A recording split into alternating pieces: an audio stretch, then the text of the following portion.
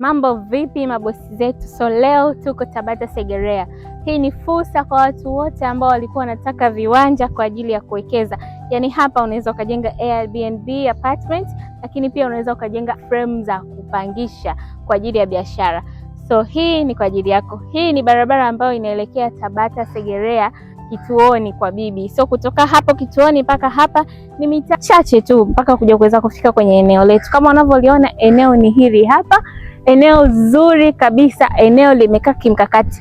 So wewe mteja wetu ambao umejipanga vizuri, unaweza ukaja ukachukua eneo lote kwa ajili ya kufanya shughuli zako mwenyewe, lakini pia unaweza ukajenga nyumba na hapa bei zetu ni nafuu kabisa, yani square mita moja utalipia kwa 1,200,000 tu.